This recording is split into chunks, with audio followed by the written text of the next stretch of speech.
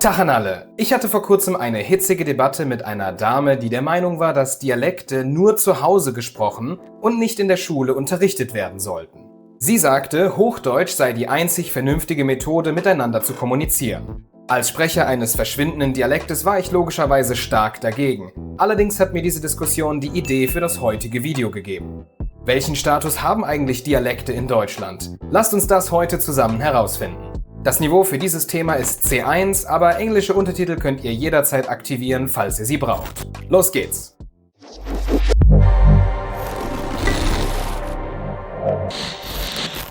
Ihr kennt es, ihr lernt Hochdeutsch, versteht und sprecht es mittlerweile ganz gut, habt vielleicht eine offizielle Prüfung bestanden und dann kommen sie. Dialekte. Kaum hat euch dran gewöhnt, ihr habt det alle gleich ne Fotjon, ne? Als jemand, der auch Sprachen lernt, verstehe ich euren Schmerz sehr gut. Es gibt bei uns in Deutschland etliche Dialekte und sogar Deutsche haben manchmal Probleme, einander zu verstehen. Das sei bloß 2 Kilometer auseinander. Und doch wird anders geredet. Ja, irgendwas mit 2 Kilometern. Jetzt stellt sich natürlich die Frage, was bevorzugen die Deutschen? Sprechen wir lieber Dialekt oder Hochdeutsch? Und lohnt es sich für euch, einen Dialekt zu lernen? Wenn wir Lehrer Deutsch unterrichten, dann sprechen wir gewöhnlich Hochdeutsch. Aber was genau ist das? Was lernt ihr da eigentlich? Kurzer Abstecher in die Geschichte. Das Hochdeutsch, was wir heute kennen, hat sich aus Dialekten heraus entwickelt. Ganz am Anfang war das Althochdeutsche, das nur ein Begriff für eine Ansammlung von Dialekten war. Dann kam das Mittelhochdeutsche, eine Art Kompromiss zwischen regionalen Dialekten und Verständlichkeit.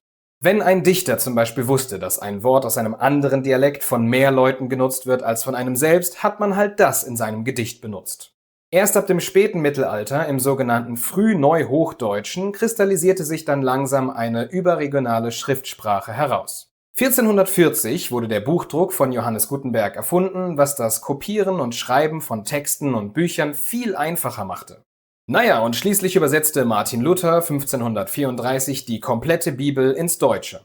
Er nutzte eine Sprache, die mittig genug war, dass sie von Leuten aus dem Norden und aus dem Süden gleichermaßen verstanden werden konnte. Und wenn es dann doch mal Schwierigkeiten gab, fügte er ein kleines Wörterbuch hinzu. Luther hatte zwar keine neue Sprache erfunden, aber er hat aus dem Chaos des Frühneuhochdeutschen etwas Verständliches geformt. Er selbst sagte, ich übersetze dem Volk aufs Maul geschaut, und das bringt es ziemlich gut auf den Punkt. Bis heute haben sich dann die Dialekte und das Hochdeutsche parallel weiterentwickelt. Und jetzt wird es interessant. Diese parallele Entwicklung hat dafür gesorgt, dass es eine Wechselwirkung zwischen dem Hochdeutschen und den Dialekten gab. Beide haben sich gegenseitig beeinflusst. Dazu kommt noch, dass jeder Dialekt sein eigenes Lautsystem hat. Das führt dazu, dass Deutsche, Österreicher und Schweizer das Standarddeutsche unterschiedlich aussprechen. Das bekannteste Beispiel hierfür ist das deutsche R. Im Norden haben wir das französische R und im Süden benutzt man eher das spanische oder russische R. Also 3 große Brote und 3 große Brote sind beide hochdeutsch und korrekt. Es gibt noch viel mehr dieser Indikatoren. Man kann also heraushören, wo ihr Hochdeutsch gelernt habt. Übrigens, kennt ihr noch mehr Unterschiede zwischen dem nördlichen und südlichen Hochdeutsch? Schreibt's mir gerne in die Kommentare. Wenn das alles Standarddeutsch war, wo ist dann die Grenze zwischen Hochdeutsch und den Dialekten? Die Antwort wird für einige von euch vielleicht überraschend sein, aber es gibt keine. Es ist ein Kontinuum. Jeder Deutsche, der mit einem Dialekt aufgewachsen ist, kann sich entscheiden, wie viel Prozent von diesem Dialekt er in das Hochdeutsche einfließen lassen möchte. Ich gebe euch mal ein Beispiel anhand meines Dialektes. Ich komme aus Düsseldorf und bin mit Düsseldorfer Platt aufgewachsen. Das ist dem Kölner Dialekt sehr ähnlich, aber sie unterscheiden sich trotzdem etwas. Jetzt nehmen wir 5 Intensitätsstufen und geben prozentual an, wie viel Hochdeutsch der jeweilige Satz enthält. Nennen wir diese Stufen mal pures Hochdeutsch, 100%, man spricht so, wie man schreibt. Färbung der Standardsprache, 75%, wie würde ein Deutscher aus dem Norden diesen Satz sagen? Regiolekt 50%, der gleiche Satz, aber mit der Melodie und dem Lautsystem des Dialekts. Genereller Dialekt 25%, der Satz auf Düsseldorfer Platt, aber mit hochdeutscher Grammatik und Wörtern. Und zu guter Letzt purer Dialekt 0%, der Satz auf Düsseldorfer Platt mit regionalen Begriffen und der Dialektgrammatik. Der Satz, für den ich mich entschieden habe, ist der hier. Ich habe den ganzen Tag gearbeitet, deswegen brauche ich jetzt eine große Pause.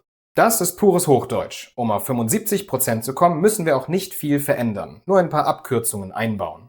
Ich habe den ganzen Tag gearbeitet, deswegen brauche ich jetzt eine große Pause. Im südlichen Hochdeutsch gäbe es hier ein paar mehr Veränderungen. A wird zu A, S wird zu S, also eher Pause anstatt Pause, N ist eher A und das R wird gerollt. Ich habe den ganzen Tag gearbeitet, deswegen brauche ich jetzt eine große Pause. Aber zurück zu meinem Dialekt. Wenn wir jetzt sein Lautsystem benutzen, passieren folgende Dinge. G wird zu J, Ch oder Ch, T zwischen zwei Vokalen wird zu D und ich ist ich. Ich habe den ganzen Tag gearbeitet, deswegen brauche ich jetzt eine große Pause. Ja, Düsseldorfer Platt wird ganz langsam und gemütlich gesprochen. Keine Hektik. Bauen wir jetzt noch mehr Dialekt ein, verändern sich auch Wörter. Ich hab wird zu ich han. Tag ist eigentlich Dach und arbeiten ist Abide. Brauchen ist Bruke und Pause spricht man eigentlich Pus aus. Das wäre dann, ich han den ganzen Tag gearbeitet, deswegen bruke ich jetzt den große Pus. Und wenn wir dann noch die Grammatik und den Wortschatz des Dialekts nutzen, sind wir bei 0% Hochdeutsch angekommen. Ich bin der ganze Tag am Römrödele gewesen, deswegen bruke ich jetzt den große Pus. Wortwörtlich ist das, ich bin den ganzen Tag am Herumarbeiten gewesen, deswegen brauche ich jetzt eine große Pause. Tja, und was heißt das jetzt für euch?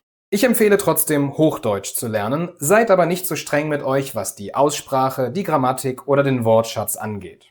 Ich muss natürlich dazu sagen, dass wir es sehr faszinierend finden, wenn sich jemand die Mühe macht, ein wenig unseren Dialekt zu lernen. Das ist definitiv ein Eisbrecher.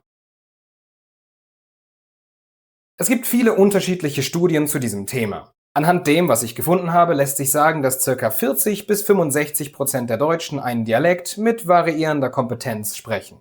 Ca. 65% der Deutschen sprechen überwiegend Hochdeutsch, allerdings unbewusst mit der nördlichen oder südlichen Färbung. In Süddeutschland, Österreich und der Schweiz sind Dialekte weitaus besser erhalten als im Norden und ältere Menschen sprechen mit einer höheren Wahrscheinlichkeit einen Dialekt als junge. Leider steht fest, dass es in allen deutschsprachigen Ländern ein Dialektsterben gibt. 2009 hat die UNESCO sogar Kölsch und Bayerisch als potenziell gefährdet eingestuft. Aber warum ist das so? Naja, dafür gibt es verschiedene Gründe, zum Beispiel die Nutzung von Medien, soziale Mobilität und auch die Globalisierung. Einen Punkt habe ich aber absichtlich außen vor gelassen, das Schulsystem. Als der erste deutsche Nationalstaat 1871 gegründet wurde, war eines der größten Ziele, dass das gesamte deutsche Volk einheitlich sprach. Infolgedessen wurde das Sprechen von Dialekten an Hochschulen und Universitäten getadelt oder sogar verboten. Daran hat sich auch später in der Weimarer Republik und in Nazi-Deutschland nichts geändert. Sogar nach dem Zweiten Weltkrieg wurden Dialekte an Schulen zwar geduldet, aber sie waren nicht wirklich erwünscht. Und hier kommt die Dame aus dem Intro ins Spiel. Sie ist zu einer Zeit aufgewachsen, in der Dialekte ein Zeichen davon waren, ungebildet zu sein. Wer irgendwelche akademischen Ansprüche an sich hatte, sprach weiterhin Hochdeutsch. Es ist also logisch, dass die Dialekte mehr und mehr verschwinden. Erst seit einigen Jahrzehnten gibt es mehr Toleranz, Akzeptanz und Dialektprojekte an Schulen. So habe übrigens auch ich meinen Dialekt erlernt, daher bin ich solchen Projekten sehr dankbar, denn ohne sie würde ich monolingual Hochdeutsch sprechen. Außerdem ist ein Dialekt mehr als nur eine Variation der Standardsprache. Was ist das Erste, das in den Sinn kommt, wenn man an einen echten Berliner denkt? Genau, die Berliner Schnauze. Wir sehen uns morgen 14 Uhr auf dem Alexanderplatz, denn der internationale Frauentag, wisst ihr jetzt alle, ist halt ein Feiertag. In Berlin haben wir uns verdient. Doch, da ist Strom, wirst du sehen. Und wenn nicht, stellen wir dich da als Lampe auf, da kennen wir nicht ehrlich. Berliner sind direkt, laut und nehmen kein Blatt vor den Mund. Und der Dialekt reflektiert das, melodisch und lexikalisch. Das Gleiche gilt für alle anderen Dialekte. Sie vermitteln mehr als nur Informationen. Sie vermitteln regionale Zugehörigkeit, Humor und sie haben eine ganz eigene Identität. In meinem Dialekt zum Beispiel gibt es mehr als 20 verschiedene Wörter für Arbeiten, die ich teilweise gar nicht auf Hochdeutsch übersetzen kann. Das Verb römklöngele ist arbeiten, aber nicht einfach so, sondern lustlos und demotiviert Dinge gegeneinander schlagen. Wisst ihr, was ich meine? Sowas.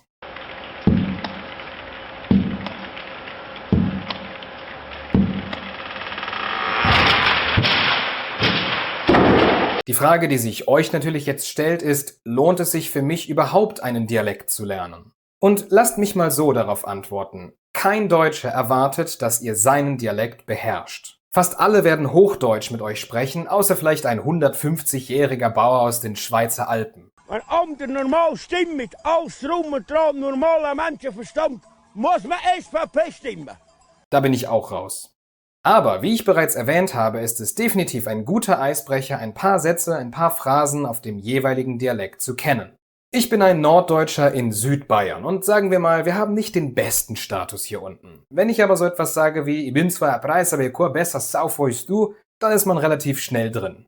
Ach ja, wie lernt man eigentlich einen Dialekt? Das passiert meistens ziemlich natürlich. Man lebt einfach eine gewisse Zeit in einer Region und greift dann den Dialekt auf. Es gibt aber ein paar Tipps und Tricks, wie ihr das beschleunigen könnt. Ein Dialekt ist nicht willkürlich. Es gibt klare Regeln, besonders bei der Aussprache. Lernt also, wie sich bestimmte Laute vom Hochdeutschen auf den Dialekt ändern. Auf Düsseldorfer Platt wird zum Beispiel jedes G am Anfang einer Silbe als J ausgesprochen. Geld ist Geld, Grund ist Grund und Jähestand ist Gegenstand. Wenn das alles aber für euch zu viel ist, dann fokussiert euch ausschließlich auf das Hören.